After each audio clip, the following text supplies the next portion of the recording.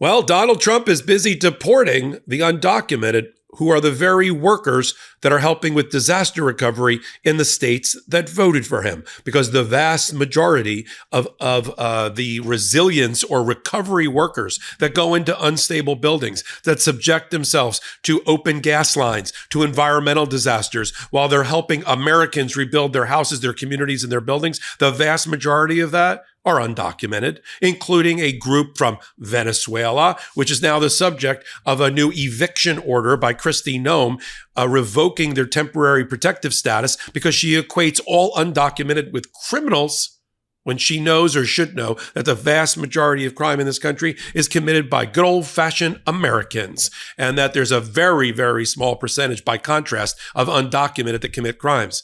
The vast majority, I'm talking about 95% of undocumented or more, are here to earn a living, to try to pursue the American dream any way they can, not commit crime. I'm Michael Popok. You're on the MeidasTouch Network and Legal AF, and let's talk about this law of unintended consequences. I thought this group of people that are in this region, Florida, Texas, North Carolina, Georgia, and now Los Angeles, where in the Florida, Texas, North Carolina, Georgia region, over $60 billion of damage has happened to houses and buildings and infrastructure. And in California, $245 billion. Who do they think in the MAGA world, who do they think is rebuilding these buildings? It's not Americans.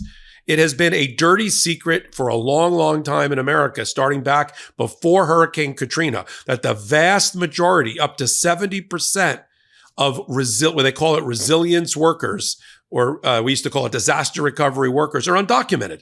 They're working hard, doing dirty jobs that we don't want to do. And many of them are here in our country rebuilding other people's homes, while their own homes have also suffered from the same natural disaster. They're leaving Honduras. They're leaving Venezuela. They're leaving the Caribbean and other places where the hurricane may have already hit there, to come here to help Americans rebuild theirs to make money. And the first thing that Donald Trump wants to do is instantly make this false equivalency between the undocumented and criminals, and then have Kristi Noem, which did just in the last 24 hours, say, oh, you know those 600,000 hardworking Venezuelans, many of them in the construction industry and in the disaster recovery industry, get them out of the country. We don't want them here for 18 more months so they can commit crimes. How about 18 more months so they can rebuild houses in Florida, in Texas, in North Carolina, in Georgia, in Los Angeles? How about that? And at the same time, Donald Trump is also telling his voters that he should get rid of FEMA. So FEMA is going to go, in Donald Trump's mind. It's going to be replaced by what? States who are already undertaxed, underfunded, and they're going to pay for disaster recovery going into the hundreds of billions of dollars in their region? That's the reason we created FEMA, because states aren't going to do that on their own. Private government's not going to do it on their own. Private industry's not going to do it on their own. There's no private-public partnership that forms after a disaster. Who's going to pay the freight? The insurance companies? So we're going to leave it to the insurance companies to rebuild your house and your school and your gas line. Oh, good luck.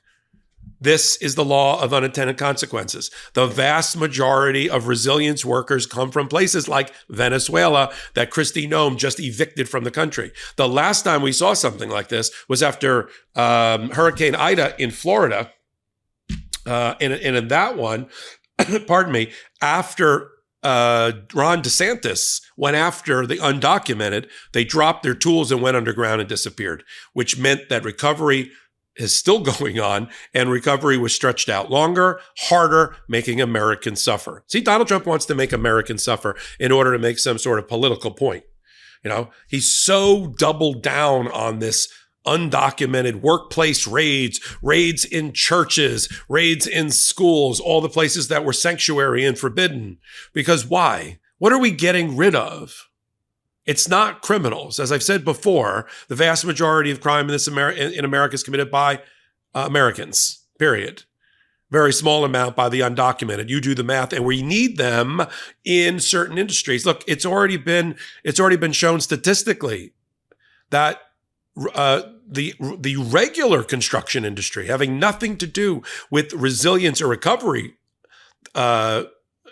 construction or rebuilding, the regular good old-fashioned construction industry, Build in your homes and apartments and condos and schools and infrastructure and your local main street, that kind of construction. All of that depends on the undocumented. It's, again, the dirty underbelly of America, but it's the reality. One major Houston developer, just as a point of reference, he said if he had to get rid of the undocumented, which apparently he has, he would get rid of 50% of his workforce and it wouldn't be replaced by anybody because no one's going to replace it. Now, it's even worse in the disaster recovery arena because now you got to get somebody who's willing to go into an unstable building that's about to collapse or go up on a roof that's half blown down or go into a pond that's covered with environmental leakage from something, right? And do that disaster recovery. I have news for Donald Trump and MAGA. MAGA doesn't want to do the dirty jobs. The only dirty job they ever did was to attack the Capitol on Jan 6th. But the real dirty job, they don't want to do that. And so Donald Trump's going to have to look the American people in the eye soon.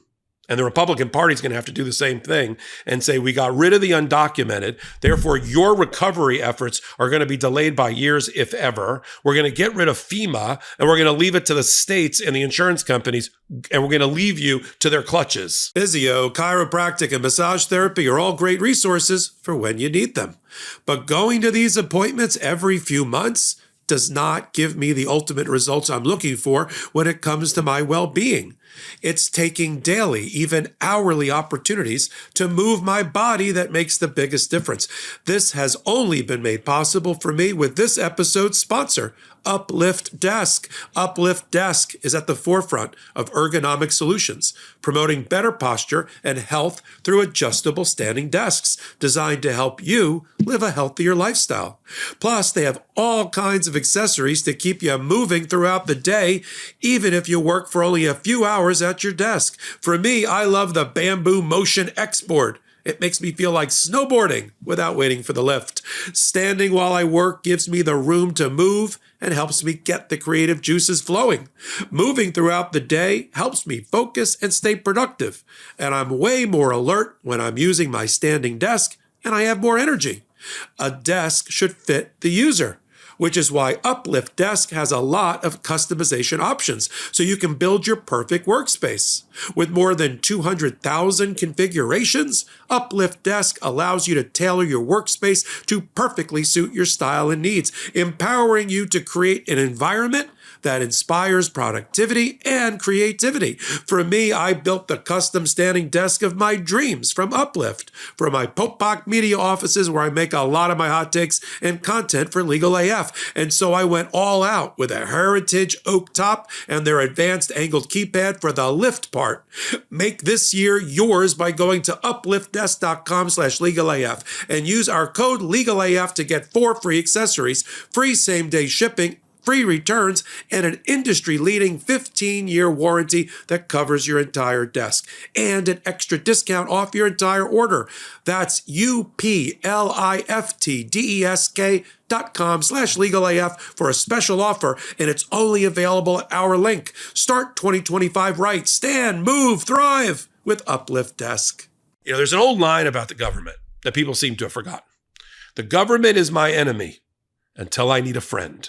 Well, as soon as your house blows away, right, or blows down or burns down or whatever is going on in your life, then you need a friend. And that's supposed to be the federal government doing something that the individual states can't do collectively, just by sheer volume, because of the logistics around it and the dollar amount around it.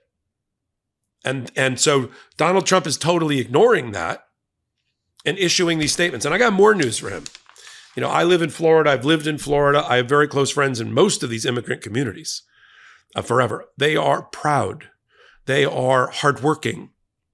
Whether it's the Haitian community in Miami, the Venezuelan community in Miami, the Brazilian community in Miami, the El Salvadorian community, the Mexican community, they are tremendous. I'm just doing a list, but I'm not complete. And they are personally insulted by the suggestion that those from their countries that have come here and are currently undocumented because of a lack of a dignified immigration policy in this country, that they are criminals. Because right next to the undocumented Venezuelan in Miami, as an example, is a good old-fashioned, regular, hardworking, documented Venezuelan, and he or she support that undocumented person emotionally, morally, culturally, and otherwise, and they don't take kindly to that. That's why I can't believe that there was any aspect of gain by Donald Trump in the Latin or Hispanic community during this last election. His policies hurt and demean these very communities. Yeah. For those that say, well, I'm already here and I've got my grandfather came here, or I got my green card and they should too. Look at how the undocumented contribute to our society. I've said it before. Let me tie it together here. Last year alone, undocumented, paid in federal income tax $65 billion. That's about $65 billion more than Donald Trump did. And they're undocumented. So there is what we're watching consistently with the Trump administration is a complete lack of any holistic 360-degree evaluation about a policy issue before it's implemented. There's no thought process. There's no thinking ahead on a chessboard. They're playing checkers or parcheesi and they're losing because there's no thought. And there's no thought, if I do this, this will happen, and this will happen, and this will happen. No deep thought or policy analysis. I'm not talking about analysis paralysis. I'm talking about deep thought and deep thinking that has to go into a complicated policy decision. How could that be? He'll never do that. First of all, that's inconsistent with the nanosecond of attention span of Donald Trump. That's one. Two, he's already sold his soul and whatever else is left of him to special interest groups that have him by the brass ones. So he's got a warped sense of what is appropriate national security and economic policy or immigration policy for America because he's in the back pocket of big oil, big tech, big crypto, and you name it. You never had a president who was so transparently manipulated by outside interest groups. And then you add into that Donald Trump has his own business interests that are not allied or aligned with American values and America's best interest, because he's not making decisions about domestic and foreign policy based on what's right after a deep thought. We have policy institutes, think tanks. There's no think tank in the Trump administration. There's no think. And he's in the tank there. See, I knew if I went long enough, I put it together. There's no thought. There's no thought process. And so before you decided to get rid of 600,000 Venezuelans, somebody should have done a study. But we're only 11, 12 days into the administration. So who did that study? Nobody. But somebody should have done a study to look at what will be the impact on the economy, the impact to the areas where they are contributing to society. But since you're making the false narrative that they're not contributing to society, that they're criminals, you don't bother with the analysis of how they'll negatively impact or their removal from society will have a bad impact on us because you want to argue they're criminals and removing them is a good thing. Tell that to your neighbor whose house just burned down, who can't get a disaster recovery worker to work for him or a company to work for him, or in Texas, Alabama, Georgia, North Carolina, who can't get a roof on their house, who can't move into their house, who has no fresh running water or other utilities because of this failure. And let me just do a special comment about them. This group of undocumented resiliency workers. They are threatened and abused by their employers. There's no protection for them because they're undocumented. They'll work hard a month or two. They won't get paid. And then the employer will the contractor will try to beat them out and say, if you argue with me, I'll have you deported. So they go underground and they don't have to be paid. They don't have health care. They don't have just normal basic OSHA protections around them, safety protections around them, because they're always living under threat that if you don't do this job for cheap or nothing, I'm going to have you deported. There's even violence being perpetrated against them. They are doing God's work. They are doing an honorable day's job for less than the minimum wage. And our thanks for that, our gratitude is repaid how? To have them deported. I'm going to continue to follow what we're watching, which is an erratic, unstable, thoughtless administration that does not think through any of its policy decisions. We've got other hot takes up right now about, the freeze. We're going to freeze federal funding. We're going to impound it. We're going to throw the entire American economy off kilter and off its axis. And then a judge blocks it. Oh, sorry. We're going to unfreeze. This is the thought process. As I said, there's no think tank. There's no think. And Donald Trump's in the tank. He's wrapped up in ethical business conflicts because of all the businesses that he owns. He's got foreign powers that are investing in him, that's having him make decisions not for the American people, but for himself. And he's beholden to these special interest groups like the ones that want him to continue to go after the transgender community, continue to go after the women in America and degrade them, go after immigrants, because it's a good talking point. All immigrant, in their mind, you took an x-ray of their mind or a snapshot of their mind, it says immigrants equal criminals. Criminals need to be deported. I mean, this is how they think.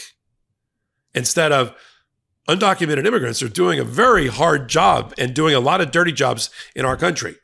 Workplace raids, go ahead. See what happens to your food supply. See what happens to your fruit and vegetable supply. See what happens to your construction. See what happens to your rebuild of your house. Come back to me here. Let's meet here in 3 months and see what happens. I don't want that kind of social experiment. Let's push this button and find out what happens. I don't want to do that. And that's not the way you run a government. I'll continue to follow it all right here on the MeidasTouch Network and on Legal AF. I'm Michael Popok. Wednesdays and Saturdays, 8 p.m. Eastern Time, regular show, Legal AF. On the podcast here on the MeidasTouch Network, and a brand new channel, Legal AF, the YouTube channel, Legal AF MTN. So until my next hot take, until my next Legal AF contribution, I'm Michael Popok and I'm reporting. In collaboration with the MeidasTouch Network, we just launched the Legal AF YouTube channel. Help us build this pro-democracy channel where I'll be curating the top stories, the intersection of law and politics. Go to YouTube now and free subscribe at Legal AF MTN. That's at Legal AF MTN.